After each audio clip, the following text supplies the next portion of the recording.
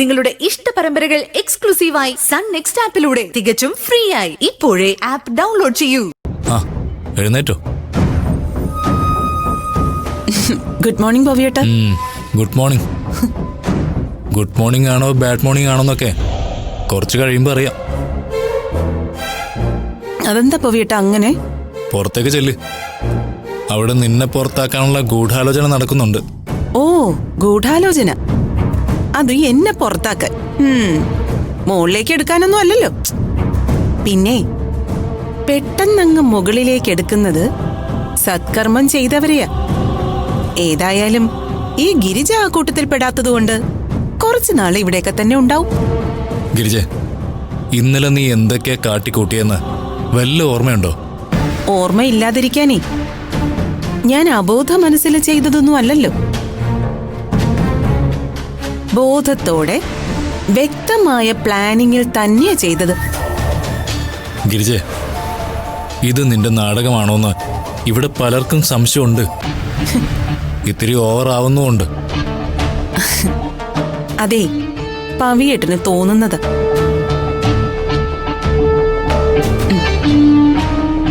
പവിയേട്ട, ഈ ഒരുപാട് കഥാപാത്രങ്ങളെ അവതരിപ്പിക്കാനുള്ള വേദിയാണ് ജീവിതം. ഇന്ന് ഇവിടെ ഞാൻ പുതിയൊരു ഗിരിജയുടെ വേഷത്തിലാ ആടിത്തിമിർക്കാൻ പോകുന്നത്. ഗിരിജ, നീ ഇങ്ങനെ ഭ്രാന്തിയുടെ വേഷം കെട്ടിയാടുമ്പോഴേ നഷ്ടപ്പെടുന്നത് നമ്മുടെ സന്തോഷ. എല്ലാം ആലോചിച്ച് വേണം മുന്നോട്ട് പോവാൻ. അഭിനയമാണെന്ന് നമുക്കേ അറിയൂ.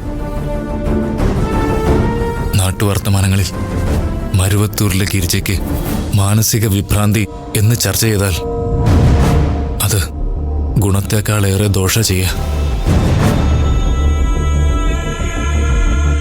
ഇനി ഈ വേഷം അഴിച്ചു വെക്കുന്നതല്ലേ നല്ലത്? അല്ല, ഈ വേഷം അണിഞ്ഞത് തരം കിട്ടുമ്പോഴൊക്കെ ശത്രുത ഉള്ളവരെയൊക്കെ ഉപദ്രവിക്കാൻ മാത്രമല്ല, വ്യക്തമായ ലക്ഷ്യങ്ങളുണ്ട് എനിക്ക്. ഗിരിജ, നിനക്കെന്താ അഭിനയിച്ച് മുഴുവട്ടായോ?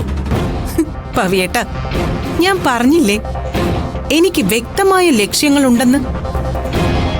ഭ്രാന്ത് മൂത്ത എന്നെ ഈ വീട്ടിൽ നിന്നും ഒഴിവാക്കുന്നതിനെ കുറിച്ച് ചിന്തിക്കുന്ന തലത്തിലേക്ക് കാര്യങ്ങൾ വരണം.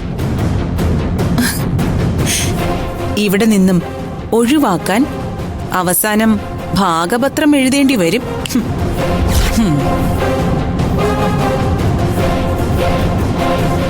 അതിന് ഇപ്പോഴത്തെ വിൽപത്രം ക്യാൻസൽ ചെയ്യണ്ടേ?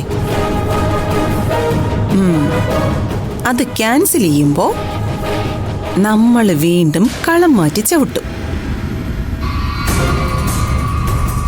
എന്നും ഉന്നം പിഴയ്ക്കുന്ന ഒരാളുമില്ല ഈ ലോകത്ത്.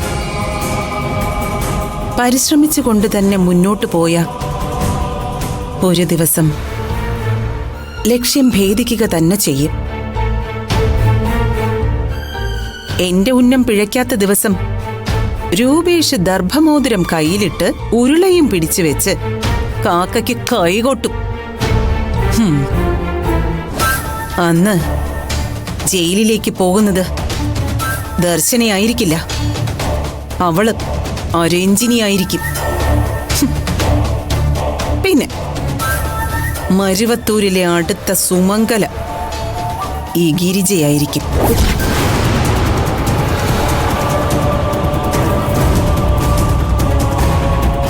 പെണ്ണൊരുമ്പെട്ടാലെന്ന് കേട്ടിട്ടില്ലേ പവിയേട്ട?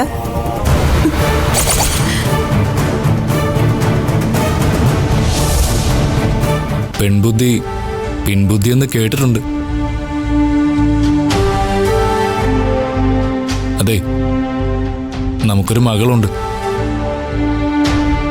കെട്ടുപ്രായം എത്തി നിൽക്കുന്ന ഒരു പെൺകുട്ടി. പലപ്പോഴും നീ ആ കുഞ്ഞിനെ മറക്കുന്നുണ്ട്. അരങ്ങത്ത് അഭിനയിച്ച് കയ്യടി വാങ്ങുമ്പോൾ നീ അവളുടെ നഷ്ടങ്ങളും കൂടി ഒന്ന് ആലോചിക്കണം. എത്ര പരിഷ്കാര സമൂഹം എന്ന് പറഞ്ഞാലും ഭ്രാന്ത് പിടിച്ച സ്ത്രീയുടെ മകളെ കെട്ടാൻ ഒരാളും തയ്യാറായെന്ന് വരില്ല. പിന്നെ വാരിയെടുത്തതും വെട്ടിപ്പിടിച്ചതൊന്നും മകൾക്ക് അത് ഉപകരിച്ചെന്ന് വരില്ല. അതുകൊണ്ട് നന്നായി ഒന്ന് ആലോചിക്ക്.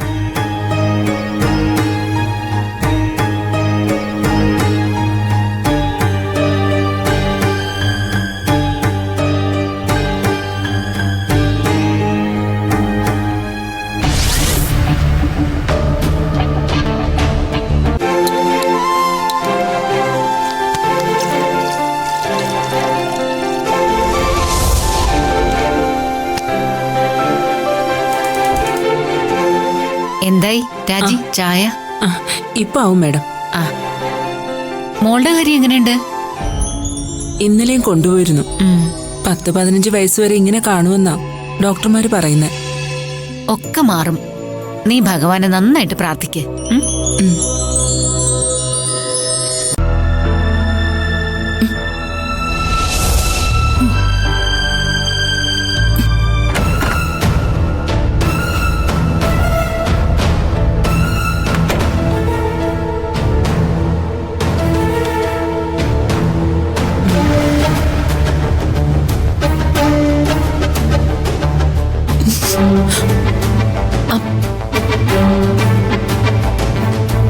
ചേച്ചി, അയ്യോ ചേച്ചി ഇവിടെ ഇരിക്കായിരുന്നോ?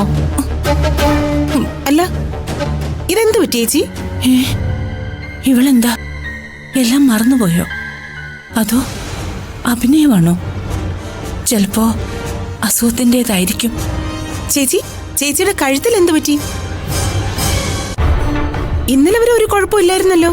ഇത് സ്പോണ്ടിലൈസിസിന്റെയാ. ആ, കൊള്ളാം. അതെങ്ങനെയാ? കഴുത്തിന് വല്ല റെസ്റ്റും കൊടുക്കണ്ടേ? ഏത് സമയവും ഒന്നുകിൽ പുസ്തക വായന അല്ലെങ്കിൽ ഫയൽ നോട്ടം. സൂക്ഷിക്കണം ചേച്ചി. ഈ തേയ്മാനം ഇപ്പൊ വലിയ പ്രശ്നം. നമുക്ക് ആ ചെറിയ ഡോക്ടറെ ഒന്ന് കാണിച്ചാലോ?